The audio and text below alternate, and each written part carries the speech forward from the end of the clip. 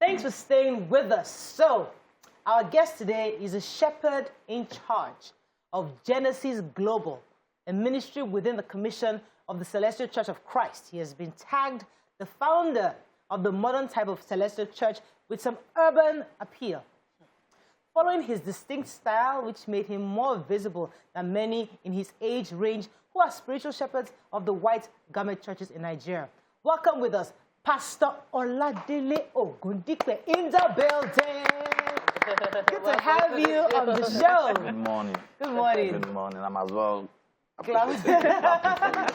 All right, so we're going to interview you a bit later, but we want you to join this conversation. Yesterday, on Your View, we started a conversation. We referenced a pastor who had said that he liked women with waist beads. He liked neck chains, busy leg chains. Yeah, he liked all this slight makeup, making women looking a bit sexy, and that he's saying that people should slay it, you know, because he's a pastor doesn't mean that he should like these things. And since you're a pastor in our midst, and because even Nima and Obiajilu were not here doing that conversation, we'd like to hear your thoughts on it. I'd like to start with Nima before I come to our guest.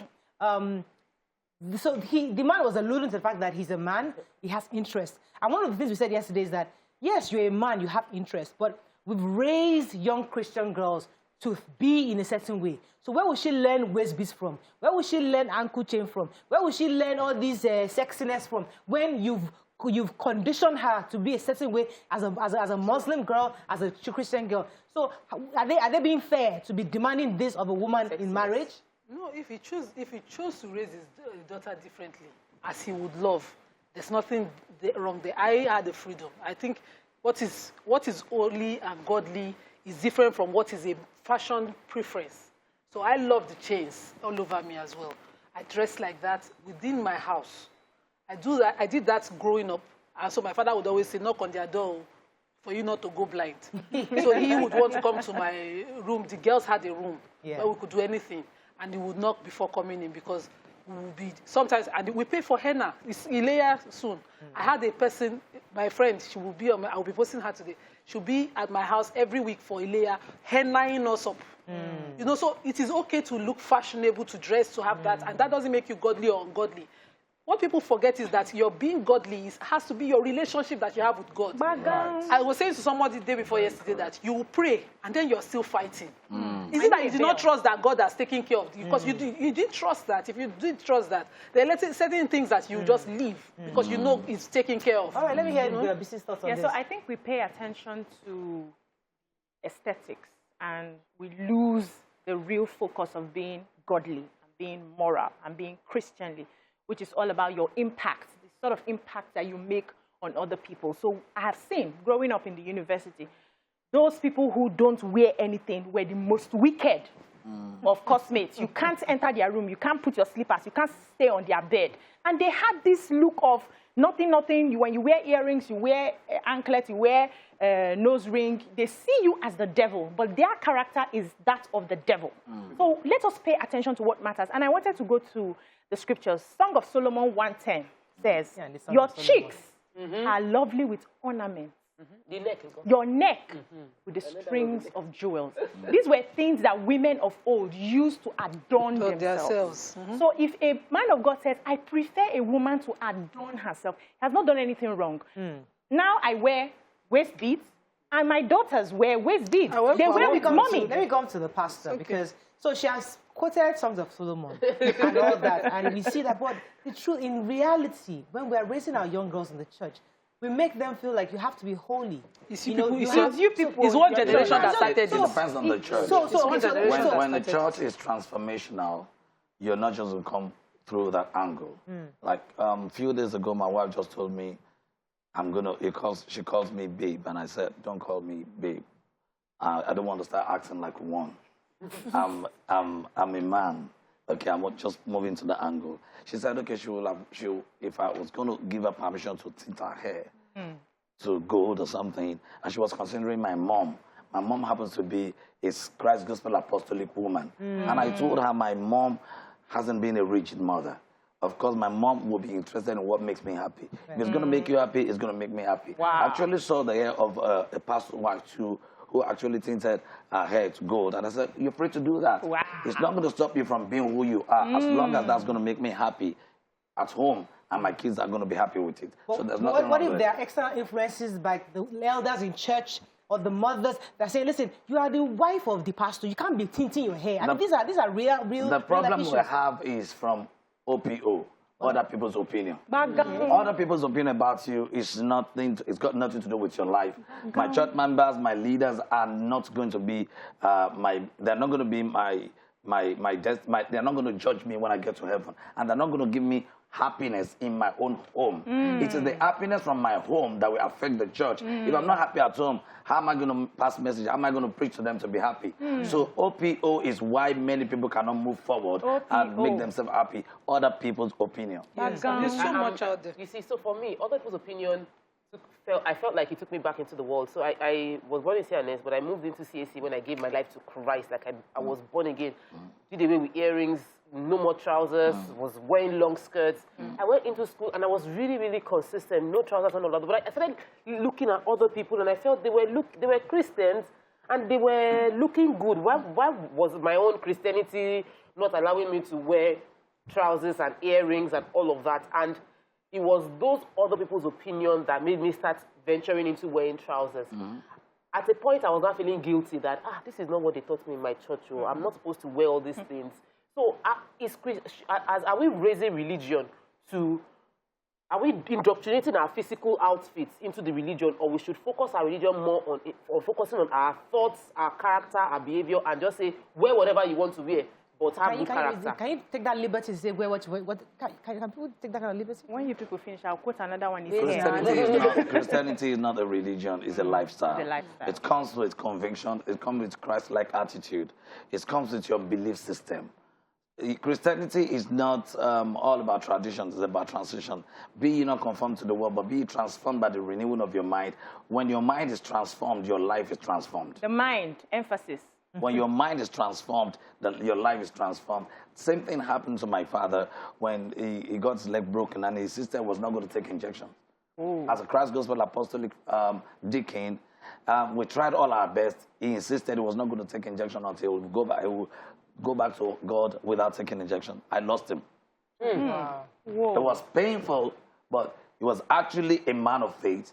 I'm still a man of faith, but I've been able to move from that traditional concept of Christianity to transitional concept of Christianity. So and that's what I'm enjoying now. Let me never ask you this question. Can a pastor like sexy?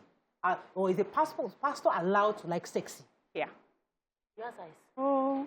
As long as you can see, as long as you value what you're seeing. We have so many actors and actresses now who are so pretentious that you're not using earring does not mean you're born again. You're born again, then you are still born to gain. What am I going to gain from my wife if she's not making me happy? What am I going to... Then I will start looking at someone else. Don't go too fast. Shouldn't you, if you are from the flock, the things to attract you shouldn't be the things that attract the world. No. So the world can like all these But you as a man of God, yes, you like character. It is the character of a pious woman That's what I'm saying. you should be attracted to. That is what Why I'm would saying. you like a woman with a blonde hair? The character complements the beauty. The beauty connects to character. So that is why I'm saying this. I am not looking at other people. I'm going to tell them this is what I'm seeing in them. So if you're going to be able to do this, instead of me looking at them, do that for me. The first question is that if you were married, okay, I'm Muslim, and your wife is two personalities, because I have two personalities. Okay. There's a public appearance and there's a private appearance. Islam says cover your adornment. So you did not say take away your adornment. Yes. You are to adorn, and Muslim women do. They will spar up, we do all of that, and then we cover up for publicly. So if your wife had mommy yard look outside, because you're a pastor in church, you know there's a standard, but what pleases you is what she gives you at home. Is it okay? Yes, very okay. Because I told you about her tinting her hair. I'm a celestial shepherd. She's going to cover, when she gets to church, she will cover her hair when she gets to church. Because she covers. Because when she gets home, she's not going to insist. I mean, she will not. Does tinting make her ungodly? Not at all. As long as it's making her happy and I'm happy. It's not. Okay, many of us came to the world with Jerry coils on our head. I'm not saying I'm going to do that. Yeah. But if we're to judge how God created us, we came to the world with Jericho. So quickly, I want to read Ezekiel 16:8-12.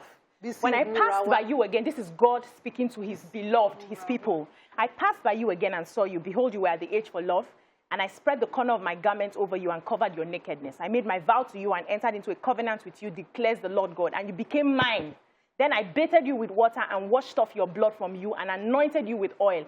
I clothed you also with embroidered cloth and shod you with fine leather. I wrapped you in fine linen and covered you with silk. And I adorned you with ornaments and put bracelets on your wrists and chain on your neck. And I put a ring on your nose and earrings in your ear and a beautiful crown on your head. We need to understand that our God is a God of beauty. Okay. As long as you do not use that beauty to cause something else for another person, to lead that person astray, so you can do what you do in the confines of your home and your... There's a privacy and public. There should be privacy and public. Because I have to say this. We've taken so much transition. Christianity has moved so far from tradition and transitioned so much that I see some things in the church, and my hand is on my chest like this, that ushers now have pashmina everywhere to protect other Christians from falling into sin. Because you are transitioning, and because you are enjoying your liberty, you are adorning yourself, then you will wear the one that if you bend, we will see what we should not be seeing. Or you are abundantly blessed by God, and then you now wear body hug and come to church. And I'm wondering, hello, what are you doing? That's on the person. Where do we draw the line? That's the question. If we transition, we will lose everything. I won't be able to defend. I won't be able to talk too much. I'll be able to talk much on that because my own church is totally different. We wear white garment where everything is covered, and you have simplicity matters when you come to Genesis Global. And you're not going to wear sultana that is transparent. So I wouldn't have been able to. I'm not going to be able to defend. But let me tell you the one you must be able to defend because still talking about transitioning. You allowed Ghanaian Adams to come to your church. Okay, that's you allowed. We have not started we're transitioning now. Transitioning means that from traditional way of doing things.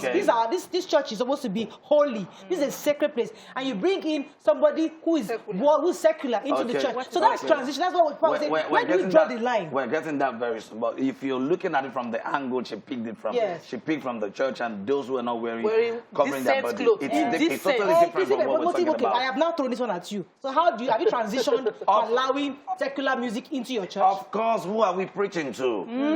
Who are we preaching to? God himself does not need perfect people. He's in need of imperfect people to perfect his own things that he has created. We're not perfect. One of the problems we have in this generation is trying to form to perfect.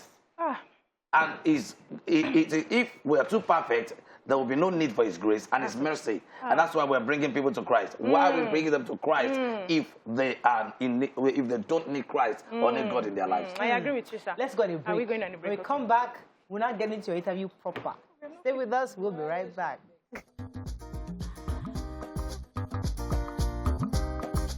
Stay tuned. Your view will be right back. Thanks for staying with us. We still have the spiritual shepherd of Genesis Global, Pastor Oladele Ogundipe, with us. Before the break, Bisi had a question you wanted to comment, right? Yes. So I just wanted to make us understand that the church is a mixed multitude. It's not everybody that is in church that has given their life to Christ. For some people, it's a process. They keep coming. One day, God touches them.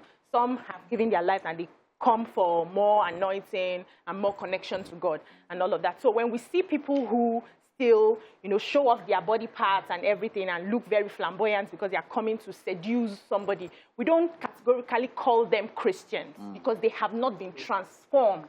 And that transition, when it happens, the Holy Spirit will start touching them by themselves to start adjusting. So there are some things you wear and like, no, this is, and that happens. It's a process. But we're always in a hurry to see that change immediately when it comes to the church. And also, the scripture says the earth is the Lord's and the fullness thereof, and all they that dwell therein. We don't go outside and say, I'm going to a secular bank or a Christian bank or a Muslim bank. Everything is the Lord's. So there is nothing like secular or gospel and all of that. What separates us is the fruits of the Spirit, and we should focus on that. All right. Okay, hallelujah, church member. Okay. All right, so I wanted to, you've been out of prison recently, obviously for what happened, and you said that experience taught you quite a lot of lessons, I know that you partnered with Monday Obani's foundation to help to bring out a lot of people who have been wrongly arrested and they've been there deteriorating in the cell. Yeah. Tell us about your experience and what he has taught you and what you hope to do with it, with the experience. Yeah, a life of no impact is a life of no value. I've seen myself going there before going there. Actually, the case has been on for over 12 years. And sometimes God will intentionally delay some things for him to manifest his own assignments in your life. But when I got in there, I saw it as a blessing that I've never given up following, trusting God. Those that know that God shall be strong and they will do exploits. Daniel 11:32. I went in there. The first thing that came was actually my daughter's birthday. But I was meant to, I love my daughter so much. I was meant to be broken, but I said to myself, no, I'll have to go in there and impact lives. So when I got in there, I saw so many people going through so many things. And I saw myself as people's answer to their own problems. Because some people were actually praying, oh Lord, send people or send someone that will help us. So when I got in there, I started helping people and I connected and I called Monday Ubani, Barrister Monday Ubani, and we started helping people. Okay, so I know that when the story broke out about the sentencing and all of that, people felt that how can a man of God be caught in this kind of thing? What would you say hurt you most? The judgment of people on you or the judgment of the courts in dealing with the situation? No, I saw everything as something that worked together for my good.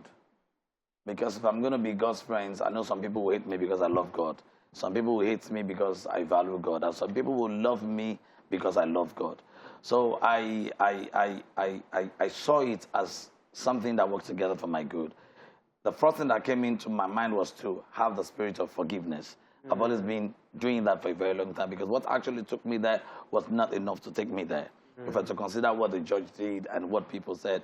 But I am someone who is so passionate about being purpose-driven. Mm. So I embrace the spirit of forgiveness. And I said to myself, I will have to forgive. And that was what. Yeah, so what were some of the mistakes you made that got you to that point that you have now learned from that you would not repeat? Yeah, in 2009, I was not, when the case started, I was open enough and I keyed to the word of that Bible that says, if your enemy wants to take you to the court, if the person should ask for a shirt, give the person your coat. So I thought being transparent would have helped me that much. So when I wrote it, I said, okay, it was a relationship. She did this for me. Okay, I'm not going to deny it. Okay, whatever she asked me to do, I was ready to do it. And I wrote undertaking, and I said I was going to do it, but they didn't allow me. As and then, I was not really blessed to do that. But because I remember I met the lady, the person, when I was naked. She was really, really there for me when I was nobody. And there was no reason for me to deny her. Even when the police then was telling me to deny, I said, no, I was not going to deny her because she was there for me when I was nobody. I am not regretting being truthful.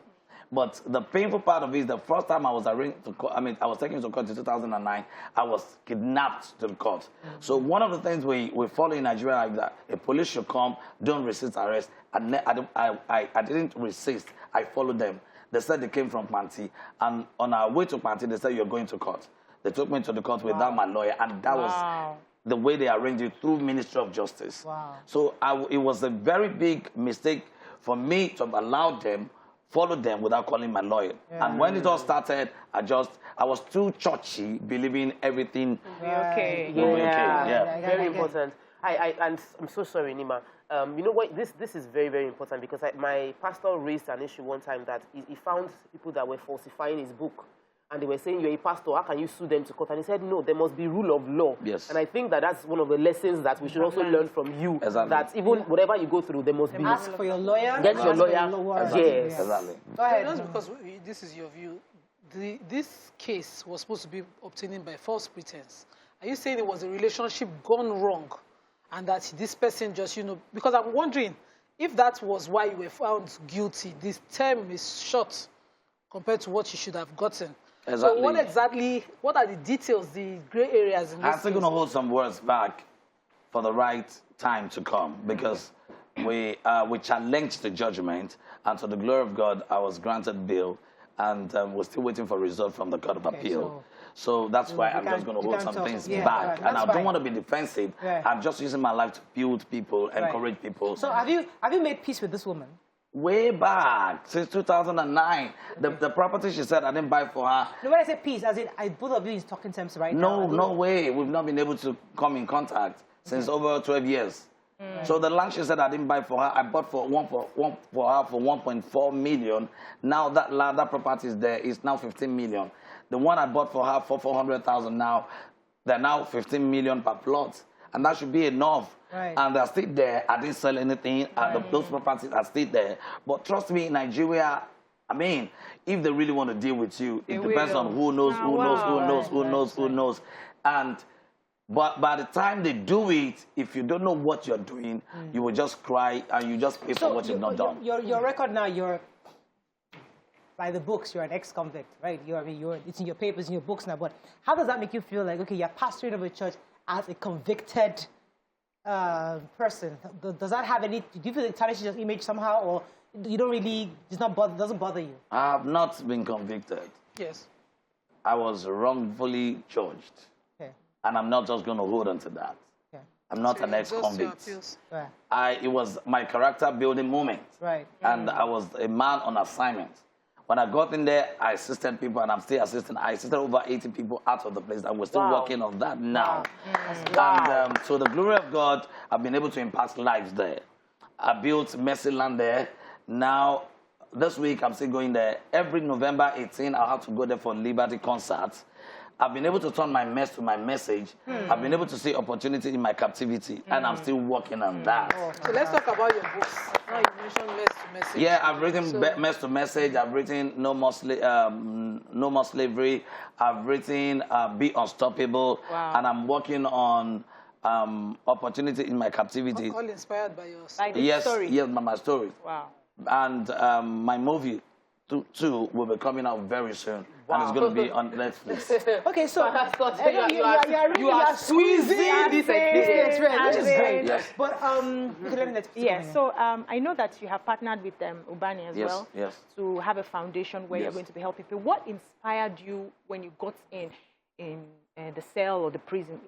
What inspired you to start helping people around? What did you see that made you How was it? decide? What was that experience in Kiriki? What did you see? Yeah, it's been part of me from the beginning, even with that, because I've been through a lot in my life. I was formerly a bus conductor. I was a beggar. I didn't go to school, no university, no polytechnic. But I've been moving from one level of glory to another in school of life, because I've been able to attend faculty of understanding, department of challenges or problems. So when I got in there, the first thing I realized, you don't need to pray for popularity or work towards it. Just be impactful, and they will talk about you, and people will confirm your God. I buried the Christianity inside of me beyond religion, and I embraced humanity, and I started helping people. I saw people crying, a lot of people hungry, a lot of people suffering. There was a man who's been there for 3 years who got his leg broken. God used me to sponsor him to go for surgery. So took him to Igbobi, and he was operated. He's been there he's actually on death row. Waiting for when he would die, and as well going through that. And God said, take off that. And I sponsored some people like that to different hospitals, and started impacting lives. So I got in there and I said, okay, there are a lot of rich people who hardly go to that place to know what people are going through. Now, God has shown me extension of my ministry. And through that, I established Israel Oladele Ministry. So I am not just to complain about it. I'm not supposed to feel bad about it. I have to see what I am going to do to affect my generation. You have to pass through that test. Yeah. Do you fund your charities personally, or do you raise funds? Yes, I have partners all over the world. I have people who are really supporting me. I have people sometimes who just call me, what do you think we're supposed to do for this people or for that? I want to ask you about, because some of us never knew you even existed, I mean, from many years ago, until we heard those short clips about you and those messages that were very quite profound that went viral. People say, who is this guy? This is celeb. White garment churches. We know them as, but you brought up this new generation. Tell us about that. Was it deliberate, or it just so happened that you're ministering and somebody just extracted your message and went viral? How did that happen that people started knowing you? You are a product of your thoughts. When you think it, you work towards it. being a transformational leader, I just said to myself, no, I'm not going to go to the stream. I'm not going to go to the bush. Instead of me going to the stream and going to the bush, what are the things I'm supposed to do? Let me teach people if they are well-rooted in the word. When you are well informed, you'll be transformed. When you are revelated, you'll be elevated. You'll be accelerated. So, and I realized it's not about praying alone, it's about praying and planning. Then I started restructuring what I needed to restructure. And to the glory of God, I started passing messages, transforming lives through the word of God. And that's why we're really growing. Okay, so we cannot ignore the fact that there's the video of you that went viral where you gathered the money in the church and gave it to, you know, like it's unusual. And it came in at a time when the churches were being attacked for mismanagement of the resources. How would you say, so you know, there's the policy from the new, the documents that came out, a lot of churches were against it, that was saying that there must be a board of trustees, the CAC process that watches on how the church finance is handled. Do you agree with it? Two, that video, did you plan it? Like, is it something that, was it just Holy Spirit ministered to you to tell you that there's somebody that needs money here, let me gather this offering and give the person? Holy Spirit ministered to me, and that was one out of thousands. I believe church money does not belong to pastor. That's why in our church we have a cooperative group. We have a department that handles that if you want to get a small loan, go to that department, get that loan without interest. Wow. And we had so many things that was just one. But that day, I was led. And severally, it takes God to lead you. And when you are being led, you become a very good leader. So I was being led to do that. I actually saw that woman, and I saw her, and God said, look at that woman. She's got nothing she will eat if she gets home. And all the offering we gave to her. But you don't have a job. So, you see, and I want us to break this thing down. Let us foresee where because there are pastors who have jobs, and there's a system in place that handles all the offering and tithes. But you don't. You're a pastor. That's your. I'm a prophet. You're a prophet. That's your primary role. So how do you feed? How do you feed? How do you feed? So is it that from the church purse you take a percentage, or how do you feed? I've never been part of church money, and that's where mercy comes in. When what you gain, what you're enjoying in your life comes from effort, then you are far from mercy.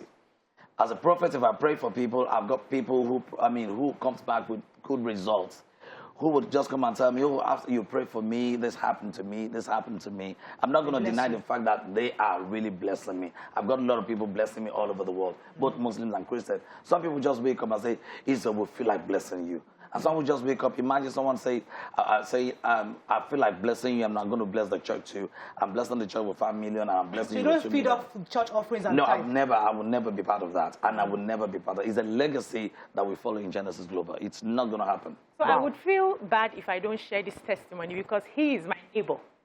And the church was one of, the instruments that made my streets in that Alakoko look like an estate when you come, because he's always constantly trying to pave stones and all of that. And there were a few times he had graded the main street, Dalemo, down.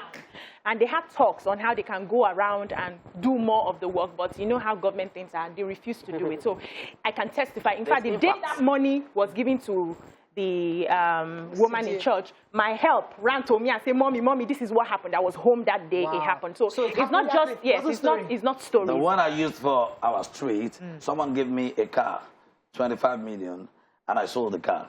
A life of no impact is a life of no value.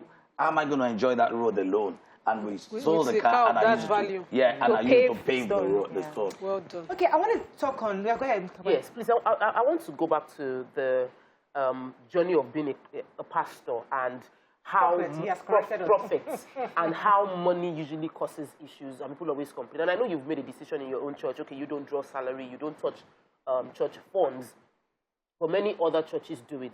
There was a story that went viral recently, really sad story, of the man that died because they lit a candle around him, and they were spraying stuff, and he caught fire, 3rd-degree burn, led to his death.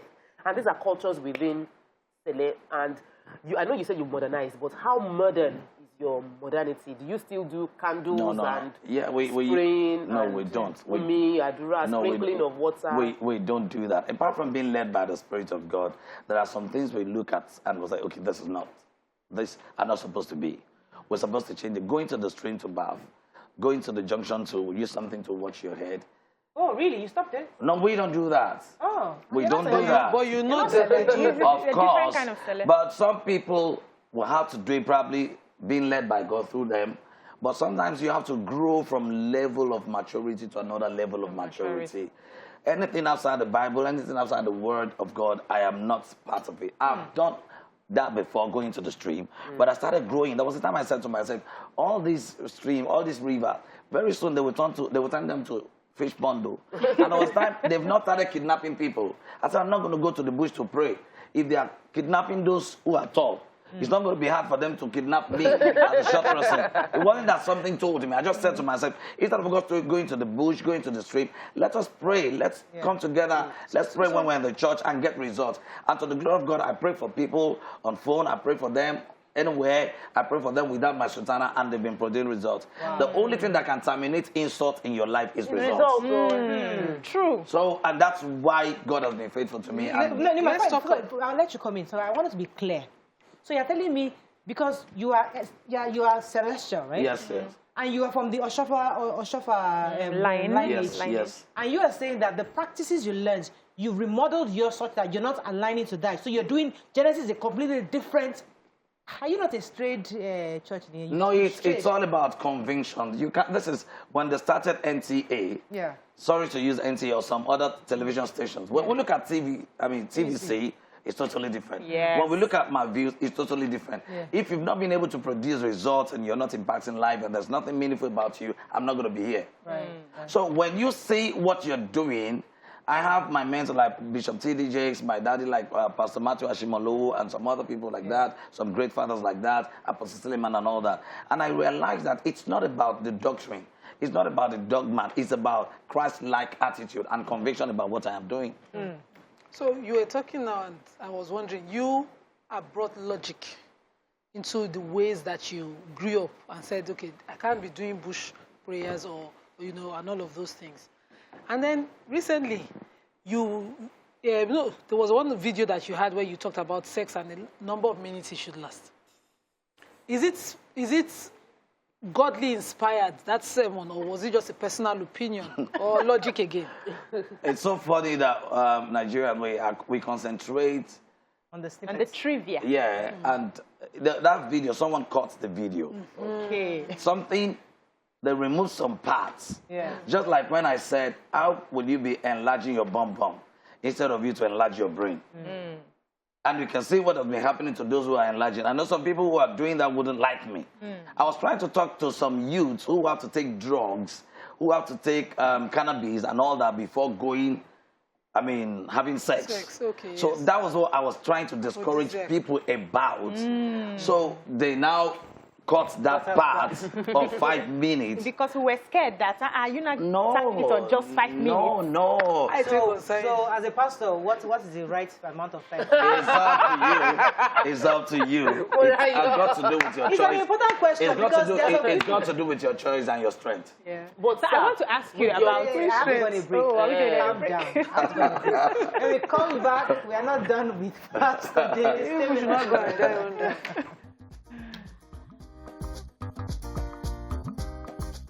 Stay tuned. Your View will be right back. Don't mind them. Let them talk about you. Let them hate you. Let them rubbish you. Let them lie against you. Let them fight you. Focus. Pastor. Member. Please tell us about that. I was not even thinking about it. Something came up. I was trying to tell my brother who happens to be the head of the media. No. Where are we now? Are you in heaven? heaven? No, but you're acting like you're of the world. Are you in heaven? You're acting like you're of the world. You are in the world. You're not of the world. Yeah, so that is one thing I'm not going to accept. I was trying to tell my younger brother, who happens to be the head of the media, he was doing something else. So I was trying to pass a message to him. So that was what came into my mind. Inspired it. Yes, God bless you. You see, when you are... Okay, I went for a birthday and I saw kids dancing. And I said, oh, stop shooting guns, stop shooting guns. And they said, no, we're not shooting guns, we're dancing. That dance is called focus. So I saw the way they were doing it and I said, okay, go on. And I said to myself, okay, don't use your AK-47 to kill a mosquito. Don't use your right energy for wrong battle. Don't use yesterday's energy for today's battle. So focus on what will better your life. Focus on energy boosters. Focus on what will increase your capacity. Focus on your strength. Don't give the devil attention. For the devil not to give you direction. They were diligently. When you are afraid of being criticized, you will not be yourself. You will not be yourself. You will not do anything new. That's one thing I am. Another name for success is called controversy. So you're not scared of controversy? I'm not at all. It's part of it. Jesus that I followed was actually, they attacked him. The Pharisees and the Sadducees misinterpreted what he was doing. That reminds me, I need you to clarify this. There was a case, just like the Badru case that you cited now, where that, Labionu had raised about a member from your church at the time that they brought on about, a fire happening. And can you clarify that? Yeah, that was what happened why we stopped allowing people to go in trance. I was not around, and same thing happened. Normally when they are supposed to pray for a prophet or prophetess coming from the trance, they will use perfume. I've always been against it even before that thing happened. But when it happened, I said, you can say, I told you. The lady was sitting down with candles in her hand, and someone was sprinkling that perfume, and that thing caught fire, and that was all. And to the glory of God, I sponsored, I did the whole, I sponsored her, I supported her. It wasn't only her.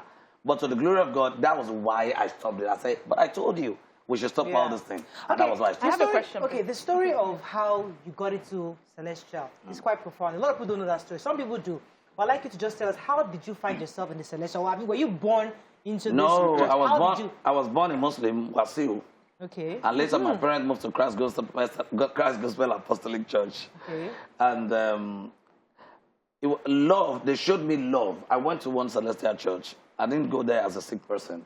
My mother was mocked at our former church, the CSC church. That somebody mocked my mother. She's been the one that she's the most prayerful. She happens to be the most prayerful woman in the church, and our family happens to be the worst. Actually, she was actually wearing one clothes for 4 years. Wow. And you know when you attend a church where you have to change your clothes, and everybody will come with new clothes on Sundays and all that. My father stopped going to church because he was wearing only one agbada for many years. So that's why sometimes when you criticize people and you are judging people, I'm not going to allow you to judge me or teach me how to lace my shoes if you have not if you have not been in my shoes. So I left the church. And I was thinking, so I was strolling down the street, I saw some group of people sitting there. I saw a young man who was actually playing with them. He was wearing sultana. So when I joined the man, I started playing. He showed me love where my mother was mocked. So when I got to the church, I just decided, okay, let me start worshiping where everyone will have to wear one clothes. You will not be changing it. So they showed me love, and I started wearing sultana. And I started joining. So every Sunday, they would have to bless me, encourage me to come, and that was all.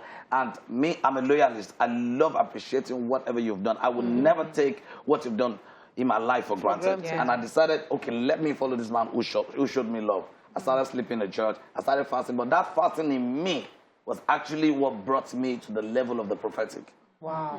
Because that time in my house and my family, when we went worshiping, when we moved to that Christ Gospel Apostolic Church, it was really, really bad.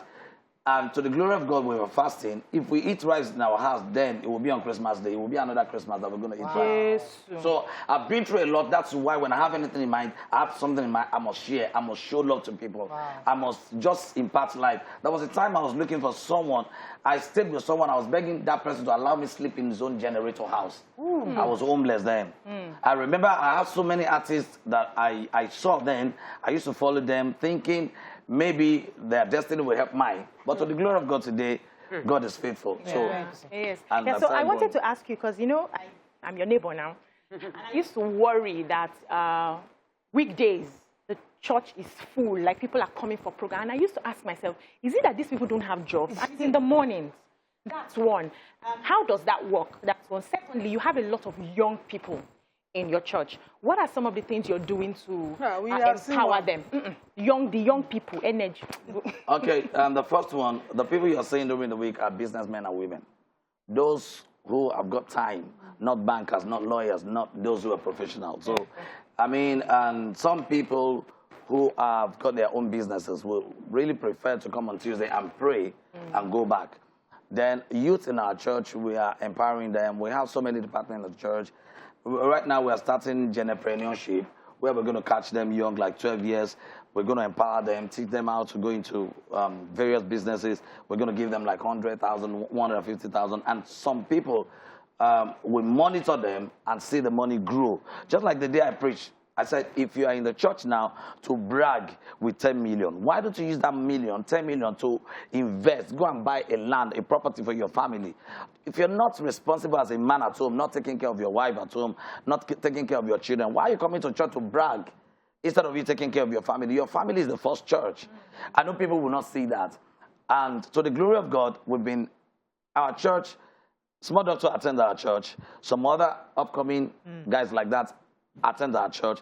Is just to tell them it is possible for you to work with your talent and still follow God and still serve God. But for somebody who wouldn't have a formal education, you seem quite articulate. You took that out of my mouth. That was literally the question. And I'm thinking to myself, like, how many schools? So how many schools? So how did you get to school? But like, how did you get to this level of self-knowledge? I believe in personal development. Everything is always difficult to the unwilling. When I came into your studio, I saw something spectacular. I called my son. I said, look at what we're supposed to do. Lately, I was studying how we're going to be able to manage stage. You wouldn't know that. So Auntie Yenny, I love her so much that if I follow her, I follow the creative part of her, the originality part of her. I'm not following who they have called her to be. Something's different about her is what I've been following. I listen to Fela Anikulapo Kuti, not because of his the music, but because of the lyrics and creativity. Ba ba ba mi sha ye mi o ke mi je niyan. You know the beat. So someone who came from shrine, who wouldn't want to go back to shrine, would listen to me. Okay, when my blessing comes, when my success comes, I picked that from Yori Yori. So when you listen to that, I want to listen to this pastor. And later, you start joining the church. You use catchphrases. God bless you. So it's been the glory of God and creativity I've been developing myself. I'm a voracious reader. I read dangerously. Behind my bed, I have my library. In my office, I have my library. I have my own studio inside my house. And I'm as well learning editing. I believe if you want to do it, if you have can-do spirit, you need to start from self-discovery, self-discipline, determination, and devotion. I feel then you're good to go. But recently, we have this. I follow another pastor online that I love to listen to. That's Daddy Freeze, and he talks. Daddy Freeze is a pastor. He's a pastor. Pastor of Freeze Nation. Daddy Freeze is a pastor. The pastor of Free Nation. So he goes against payment of tithes so strongly that you'd wonder why. What exactly are your opinion? What is your opinion about payment of tithes? Tithing is biblical. It depends on what you do with it. What we do with our own tithes in church is to pay widows in the church. That those who are widows, aged people, old people, they are on salary in our church. Oh, wow. That's like the way the day I preached against, I was talking about first fruits. I wasn't against first fruits. But someone asked me a question. I was teaching them in church. I said, the person asked that, Daddy, she was able to gather her first fruit, I think 1 million naira, and she wanted to give it to her. I said, okay, how will you take care of your family? How will you take care of your mother? She actually told me that her mother was owing, and she needed to pay out of the money, but she was as well afraid of taking out of that money because of what Bible says about first fruit. And I said, go and take care of your mother, take care of your family. God knows why you are not going to pay. If you should pay that first fruit now, how will you take care of your parents? Another one said, She got a loan from the bank and she was asking if she needed to pay tithe out of the loan. I said, no, that was a big sign of foolishness inside of you. How can you get a loan from the bank? You've not started paying, and you have interest to pay on that, and you're going to pay tithe. So out of 10 million, now you're going to pay 1 million naira tithe on 10 million. How will you pay your loan back? So some people took that against me and they started waging war. So it's not about tithing, it's about what you do with your tithe. It's biblical, but what we do is to bless people. But there's sometimes from the heart where you don't have to ask anybody any questions. Where you know, okay, yes, I don't have money to pay my rent, but this money I want to give it to God. And if you are convicted in your heart, shouldn't you go to that? Yeah, it comes with conviction. Yeah. Compelled. Yeah, there was a time a man bought me a car, and I asked him, have you been able to buy a car for your father? He said, no. Have you been able to buy it for your mother? He said, no. Then which one are you going to be using? He said, after this, he will start trekking. That happens to be our own conviction about my calling. And I said, no. If you can't use it, then go and give it to your parents, your father or your mother. You give it to me. It's my own right now to think and teach you how to take care of your parents, not considering me more than your parents. So some of my videos, people just go there and cut the video. They will use any part they want to use. There was a day I was preaching. I said, now if I tell all of you, about 5,000 people, to bring eggs to church and pray with eggs and use it to rub your body and break, you have killed a whole poultry. Because if we should use 5,000 eggs to bring out chickens and we rear and we sell for 2,000 or 5,000, 1,000 is going to give us huge amounts of money. And from that, we start empowering some people. Yes, some people still believe in that tradition, going to the stream, break eggs, break coconuts. I'm not saying you shouldn't do it.